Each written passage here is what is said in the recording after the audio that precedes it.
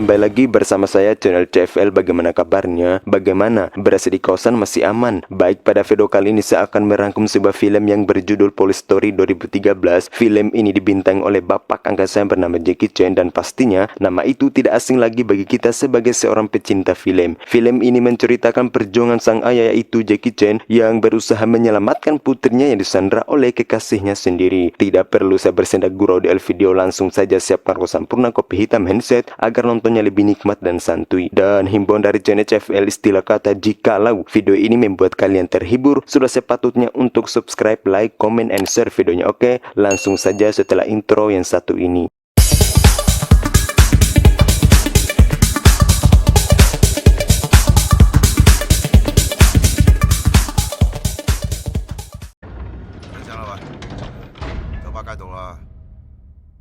Di awal video kita akan diperlihatkan dengan Zhong Wen, kita panggil saja Samsul. Ini orangnya. Samsul sendiri merupakan seorang detektif. Kini Samsul sedang menuju di salah satu tempat klub malam dengan tujuan untuk mencari putrinya di sana. Dan ini Miao, kita panggil saja Mia. Mia sendiri merupakan putri daripada Pak Samsul. Kini akhirnya mereka bisa bertemu kembali setelah 6 bulan. Mia tidak pulang rumah. Namun di sini Samsul merasa jengkel ketika melihat putrinya yang bertingkah layaknya seorang preman. Dimulai dari tingkah lakunya, gaya berpakaian, sikapnya, dan tato yang terdapat di kulit putih mulus Mia tersebut. Hal ini dibuktikan ketika Mia akan membakar rokok di hadapannya. Ayahnya langsung mengambil rokok itu dan membuangnya. Ini menandakan bahwa Samsul tidak menyukai putrinya yang berpenampilan layaknya seorang preman.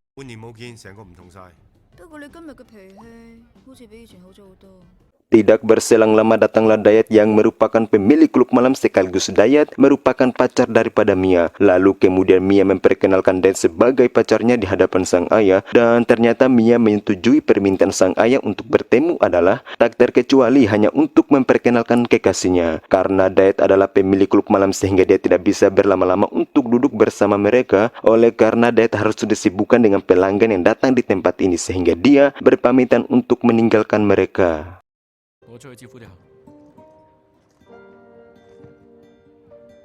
Selepas kepergian sang Dayat, tanpa basa-basi Samsul dengan lantangnya mengatakan bahwa saya tidak menyukainya. Namun Mia yang merupakan anak yang tidak taat patuh tunduk kepada orang tua, dia tetap bersikeras untuk mencintai Dayat. Alasan sang ayah tidak menyetujui hubungan mereka dikarenakan pria yang dicintainya seumuran dengannya. Ditambah lagi usaha yang dijalankan itu tidak benar, yakni menjual khamar, menjual wanita-wanita pemuas nafsu, dan segala macam hal yang dilarang oleh agama.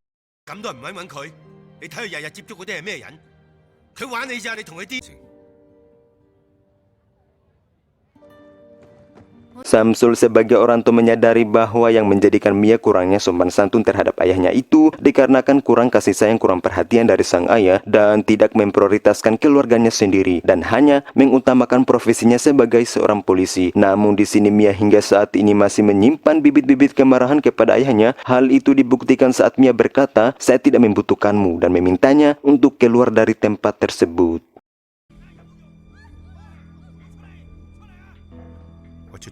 Sebelum meninggalkan tempat ini, Samsul melihat seseorang yang di badannya terdapat ada sebuah bom, yang hal itu membuat seluruh pelanggan segera meninggalkan tempat tersebut, yang dimana orang tersebut mengancam salah seorang karyawan yang ada di sana. Oleh karena dia sudah bekerja selama 10 tahun namun sampai saat ini dia belum dikasih gaji, sehingga orang ini rela mati terbunuh bersama karyawan yang telah memberikan pekerjaan kepadanya. Samsul sebagai polisi yang berjiwa pemberani tidak membiarkan peristiwa itu terjadi, hingga akhirnya Samsul menghidangkan suatu pukulan yang membuat orang itu tak berdaya.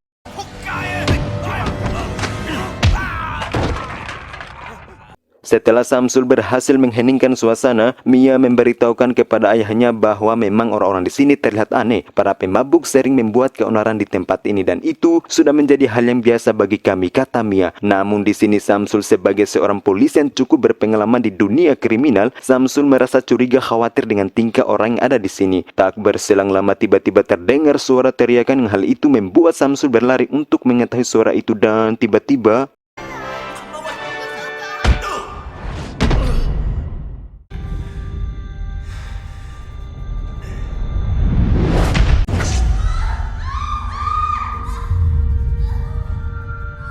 Ya, di sini terungkap dengan apa yang dikhawatirkan oleh Samsul dari beberapa saat sebelumnya. Bisa kita saksikan bersama bahwa saat ini Samsul kedua tangannya dan kedua kakinya diikat di kursi. Samsul yang selalu memikirkan anaknya, dia bertanya kepada Dayat, "Di mana putriku?" Dayat menjawab, "Mia sedang berada di ruangan utama," kata si bangsat ini. Lalu kemudian Samsul melanjutkan pertanyaannya bahwa, "Apa permintaanmu?" Dayat menjawab dengan lantang dan sombongnya, "Dengan ajari saya harus bagaimana." Samsul meskipun sudah mendengar jawaban tegas seperti itu, dia tetap kembali bertanya bahwa, "Apa permintaanmu?" Karena sudah kedua kalinya, Dayat menjawab dengan jujur, yaitu, "Kamulah targetku."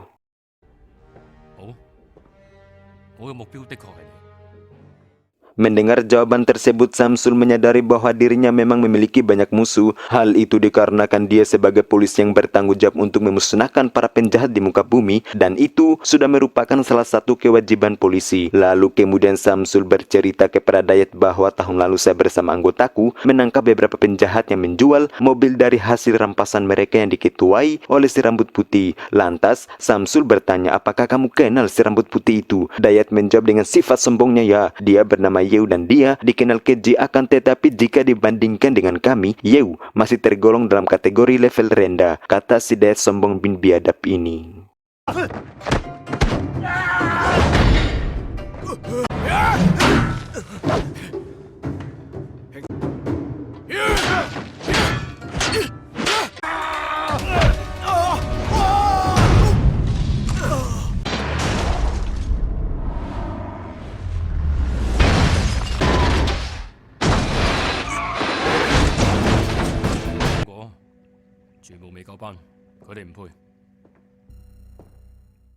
Dan tiba-tiba Dayat ditelepon oleh salah seorang anak buahnya. Entah apa yang dibicarakan, namun yang pasti Dayat segera meninggalkan ruangan tersebut, sehingga ini akan menjadi celah bagi Samsul untuk bisa terlepas dari ikatan. Dengan usaha yang keras kini Samsul berhasil melepaskan satu ikatan yang dari tangannya. Namun rupanya tak berselang lama datanglah anak buah Dayat dengan membawa secangkir minuman. Samsul yang sudah terlatih bela diri, dia menjebak orang ini dengan berkata, "Apakah saya bisa mencicipi minumanmu?" Orang ini nampaknya tidak memiliki sifat suuzon yang lebih kepada Samsul. Dia pun memberikan minuman itu. Padahal di balik itu semua merupakan solusi Samsul untuk bisa menyingkirkan dia agar Samsul bisa terlepas dari ikatan tersebut.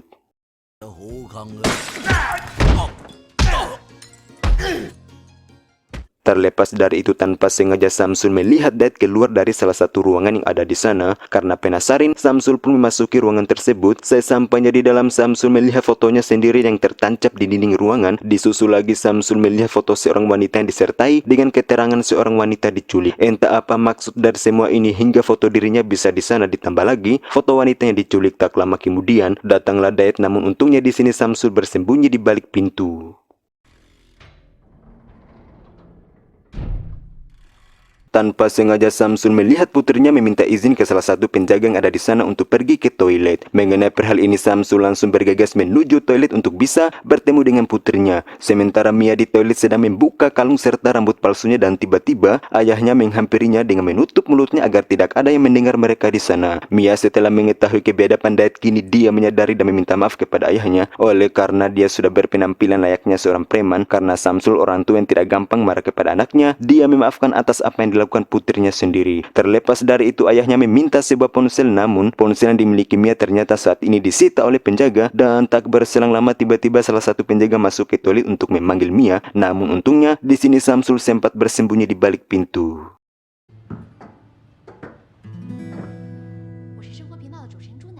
Samsul melihat Dayat dari arah jauh yang dimana Dayat sedang berbicara dengan seseorang. Tiba-tiba putrinya datang dan memukuli Dayat. Tapi perlu kita ketahui bahwa Mia memukuli Dayat itu merupakan solusi bagi dia untuk mengalihkan pandangan mereka agar Mia bisa mengambil salah satu ponsel yang ada di sana. Lalu kemudian Mia membuang ponsel tersebut tepat di hadapan ayahnya.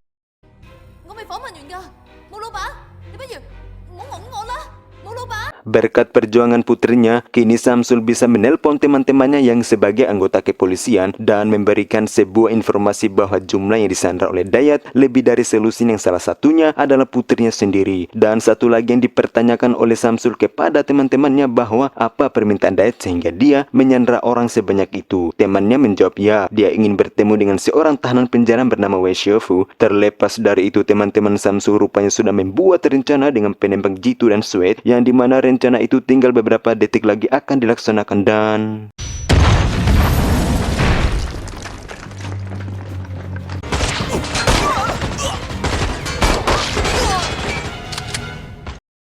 Di tengah-tengah polisi sedang menjalankan aksinya, Samsul yang lebih mengetahui situasi dan kondisi dibandingkan dengan mereka, Samsul mencoba menghubungi mereka untuk menghentikan penembakan dikarenakan jikalau diteruskan akan membahayakan para sandera. Tak berselang lama tiba-tiba salah satu anak buah Dayat melaporkan bahwa Samsul telah kabur dari ikatan. Dayat mendengar informasi tersebut, langsung memerintahkan anak buahnya untuk segera mencari dan menangkapnya. Namun untungnya di sini Samsul memiliki bela diri yang cukup profesional sehingga anak buah Dayat bagi dirinya tidak sama sekali menggetarkan jiwa seorang Samsul dan membuat anak buah Dayat tak berdaya.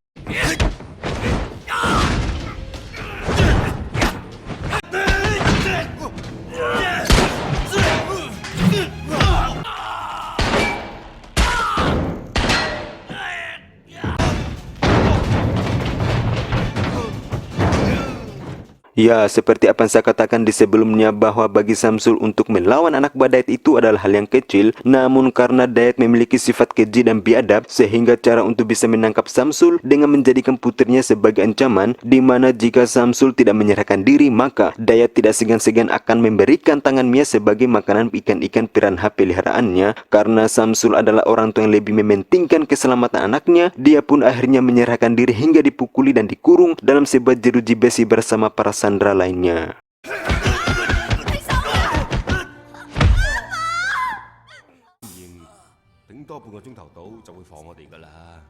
Samsul sendiri memanggil Dayat dan mengatakan bahwa dia ingin berbicara dengannya secara empat mata. Meskipun Samsul sudah membuat rencananya menjadi rumit, Dayat mengiyakan permintaannya. Sesampainya di dalam ruangan, Samsul mempertanyakan terkait atas apa yang dilakukannya, yaitu, "Dayat, jika kamu membutuhkan kami, kenapa Anda harus menyandra orang sebanyak itu yang tidak berdosa?" Dayat menjawab dengan bijak, "Bagaimana kamu tahu kalau mereka tak berdosa?" kata si Dayat bangsat. Di tengah-tengah mereka sedang bercakap, tanpa sengaja Samsul melihat temannya tepat di atas lantai ruangan sedang mempersiapkan senjata yang berupa sniper dan tiba-tiba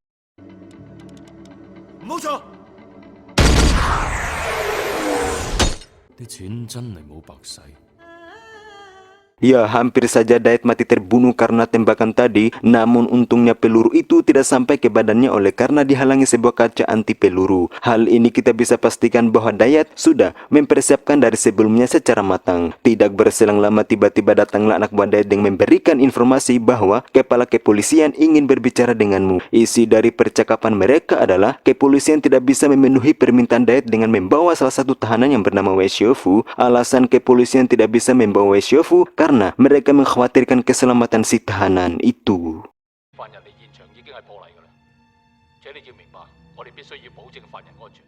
Samsul kemudian memperjelas maksud polisi yang membuat mereka enggan untuk membawa masuk Wei Xiaofu ke dalam ini, bahwa kamu tidak akan bisa bertemu dengan Wei Xiaofu dan polisi akan mencari cara lain untuk menyerangmu. Jikalau kamu bersedia, saya akan membantumu dengan berbicara langsung dengan kepala kepolisian. Sehingga dengan itu, kamu bisa bertemu dengan Wei Xiaofu, tapi dengan satu syarat, kamu harus membebaskan para sandera. Berpikirlah sebelum bertindak, kata si Samsul.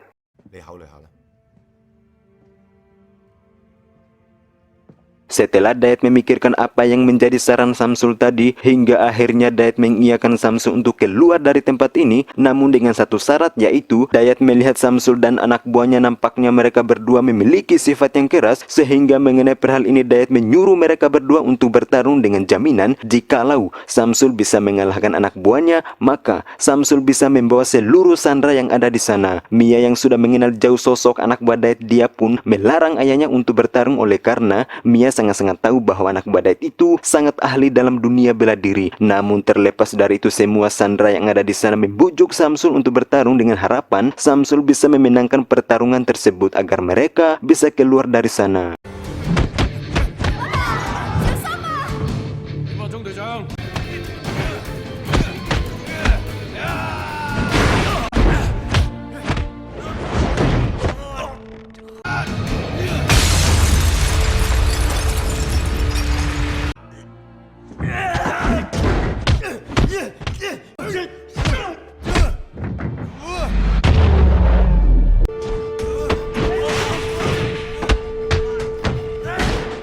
Ya, akhirnya Samsul dengan kemampuan bela dirinya dia bisa mengalahkan anak buah Dayat meskipun umurnya sudah terlihat tua jika dibandingkan dengan lawannya. Karena Dayat sudah berjanji kepada Samsul, akhirnya dia akan membebaskan semua para sandera dengan syarat Wei Xiaofu harus sudah disiapkan di depan pintu masuk, dan untuk sementara Samsul hanya bisa membawa 3 orang sandera. Terlepas dari itu, Dayat memberikan waktu selama 10 menit kepada Samsul untuk membawa Wei Xiaofu masuk ke tempat ini.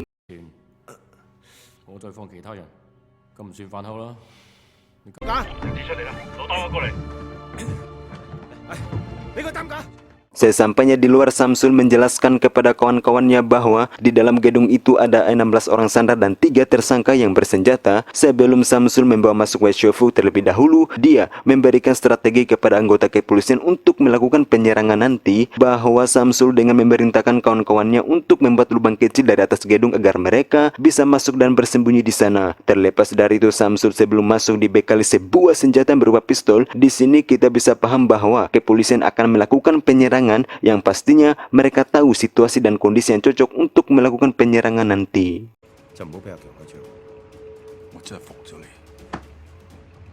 Kini sisa waktu yang diberikan kepada Samsul tinggal 4 menit. Seperti apa yang saya katakan di awal bahwa di sini kita akan melihat seluruh para sandera keluar dari gedung saat Samsul berhasil membawa Xiaofu ke dalam gedung tersebut. Namun di sini mereka berdua tidak langsung masuk ke dalam sebelum seluruh sandera dikeluarkan. Lantas Wei Xiaofu bertanya, apakah setelah masuk kita keluar dari sini masih hidup? Samsul menjawab, ya, saya berjanji akan menjaga nyawamu selama saya masih hidup. Dengan catatan kamu selalu berada di sampingku, kata Samsul tersebut. 我有命，你就有命，我保證。 Sesampainya di dalam ruangan, ternyata masih ada beberapa sandera yang belum dilepaskan. Mereka pun bertanya kepada Pak Samsul bahwa apa yang terjadi, kenapa kami tidak dilepaskan, kata para sandera. Samsul sendiri tidak menghiraukan perkataan mereka oleh karena dia tidak melihat Mia di sana. Sehingga Samsul bertanya, di mana putriku? Dan ternyata putrinya ditempatkan di tempat yang paling tinggi dan dipisahkan dari para sandera lainnya. Dan tak berselang lama tiba-tiba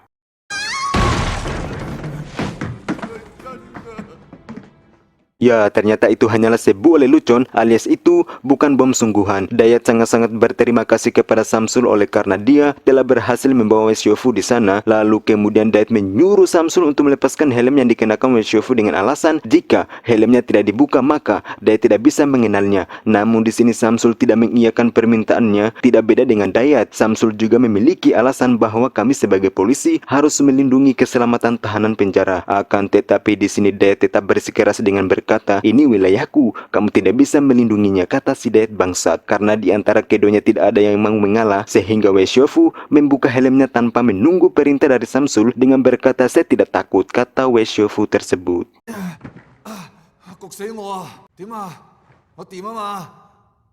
Lalu kemudian Dayat memperlihatkan sebuah potongan video yang di dalam video itu terdapat ada seorang wanita cantik yang dimana perempuan itu merupakan adik daripada Dayat. Dayat menceritakan sedikit kisahnya bersama adiknya bahwa ketika itu Dayat bersama adiknya sempat terpisah sampai akhirnya 5 tahun kemudian baru dia menemukan adiknya sudah tak bernyawa. Di sini terungkap bahwa yang menjadi penyebab Dayat menangkap para sandera Samsul putrinya serta Wei Xiaofu karena kematian adiknya itu ada hubungannya bersama mereka. Inilah yang menjadi sebab kenapa Dayat menangkap mereka itu tak terkecuali untuk mengetahui penyebab kematian adiknya tersebut.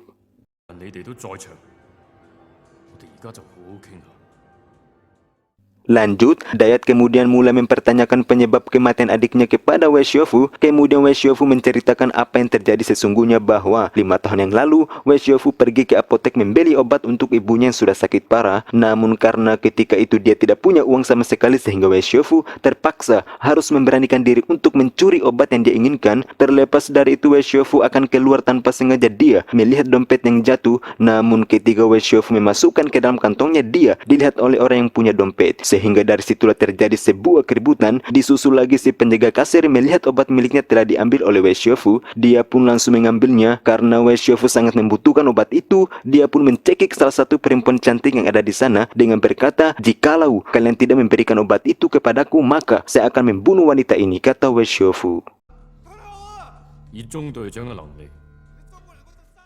Cerita tersebut dilanjutkan oleh Samsul bahwa 5 tahun yang lalu Samsul baru pulang bertugas dan kebetulan dia lewat di tempat kejadian tersebut hingga akhirnya Samsul turun dari mobil dengan tujuan untuk mengheningkan suasana. Namun rupanya ketika itu Wei Xiaofu terlihat gelisah dan tidak mau mendengar perkataan Samsul. Di tengah-tengah suasana masih gaduh, tiba-tiba wanita cantik ini yang merupakan adik daripada Dayat, dia berteriak dengan berkata, "Bunuhlah saya," kata adik Dayat. Hingga ketika itu adik daripada Dayat mati terbunuh saat itu juga.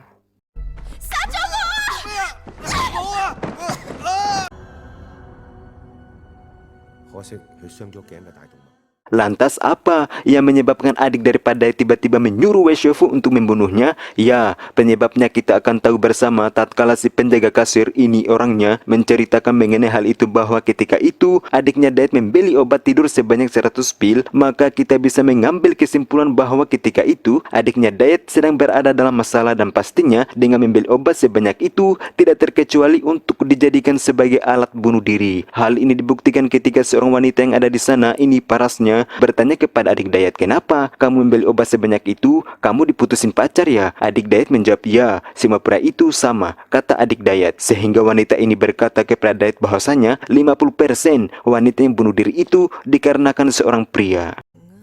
我而家邊個都唔信。男人唔會有嘅，點講啊？女人自殺有一半係為咗男人。 另一半就為咗幾個男人。 Terlepas dari itu, Samsul mencoba meyakinkan kepada Dayat atas apa yang diceritakan penjaga kasir bersama wanita tersebut bahwa apa yang diceritakan itu masuk akal. Oleh karena kami dari kepolisian menemukan sebuah obat yang berupa obat tidur dan juga adikmu ketika itu sedang mengalami kehamilan, kata si Samsul. Namun rupanya sosok Dayat yang memiliki ego yang sangat tinggi, dia tidak mempercayai atas keterangan yang diberikan kepadanya. Karena Dayat ragu dengan keterangan tersebut, dia langsung melakukan penembakan. Terlepas dari itu, Samsul yang sudah berpengalaman dengan peristiwa ini, Samsul menyuruh Wei Xiaofu untuk memakai helmnya dan tiba-tiba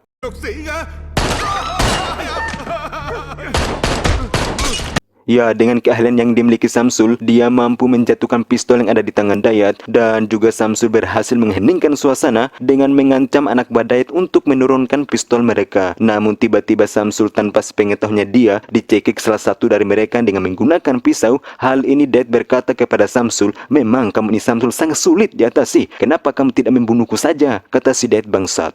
你真係幾難搞㗎。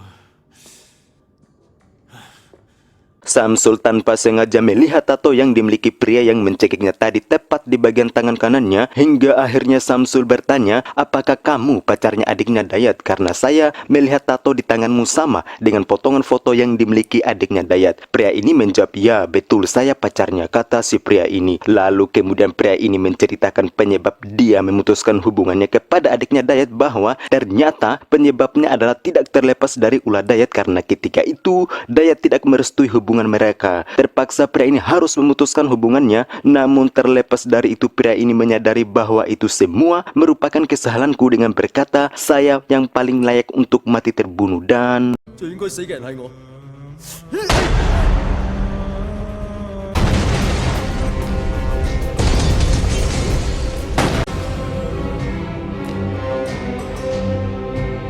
Ya, pada saat pria tadi menembak dirinya, secara bersamaan anggota kepolisian berhasil menjebol atap gedung dan merubuhkan salah satu tembok yang ada di sana untuk kemudian membantu perjuangan Samsul dalam menyelamatkan para sandera. Hingga dengan hal ini Dayat bersama antek-anteknya tidak bisa menyakiti para sandera. Namun rupanya Dayat yang bersifat licik, dia berhasil membawa kabur putri daripada Samsul. Untungnya di sini Samsul melihat Dayat membawanya hingga kemudian Samsul bersegera mengikuti Dayat saat itu juga.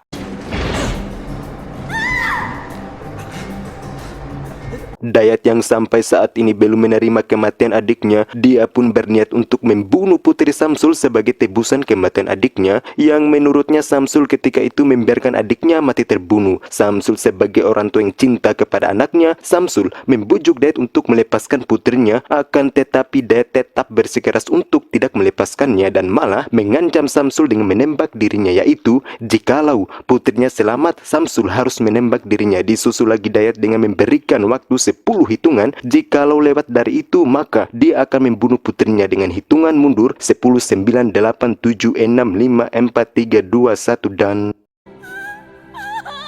8 Ya, ternyata itu hanyalah sebuah lelucon alias itu hanyalah sebuah tipuan kecil yang dilakukan oleh Dayat itu sendiri. Lalu kemudian Dayat menyuruh Samsul bersama putrinya untuk pergi meninggalkan tempat ini. Namun di sini Samsul hanya menyuruh putrinya untuk pergi dari sana oleh karena Samsul sebagai seorang detektif alias sebagai aparatur negara, maka sudah kewajibannya bagi Samsul untuk menangkap sosok Dayat yang sudah melakukan tindakan kriminal. Seperti yang kita tahu bahwa Dayat adalah sosok yang licik sehingga dia tidak mau bertanggung jawab atas perbuatannya. Mengenai hal ini terjadilah pertarungan di antara mereka berdua. 你冇攔住我！你咁樣仲唔值得啊！我做嘅事我放佢啊！趁你仲 灯火微亮，人的温柔也。 Ya, seperti pada film-film pada umumnya biasanya pertolongan akan datang di akhir-akhir film. Samsul yang sudah tak berdaya karena tembakan dihidangkan oleh Dayat tadi, kini dia segera dibawa ke rumah sakit untuk mengatasi luka tembak. Terlepas dari itu, untuk mengenai informasi Dayat, apakah Dayat masih hidup dan apakah Dayat berhasil ditangkap polisi, saya juga tidak tahu menahu karena di film ini tidak dijelaskan secara detail. Namun yang pasti Dayat mengakui kekalahannya dan memberikan pesan terakhir kepada Samsul. 老江叫我同你講啊，呢鋪你贏咗。 Tamat, menurut kalian kira-kira pelajaran apa yang bisa dipetik dari film ini? Menurut hemat channel CFL, pesan yang bisa kita ambil dari film ini adalah jangan menuduh orang sembarangan sebelum Anda memahami alur ceritanya seperti apa itu. Sebab jika Anda menuduh orang sembarangan dan mengambil tindakan secara brutal, maka jangan menyesal nasibmu sama seperti yang dialami oleh Dayat. Karena Dayat mengambil tindakan secara brutal ditambah lagi tanpa mengetahui apa yang terjadi sebenarnya. Oke, sampai jumpa di video berikutnya.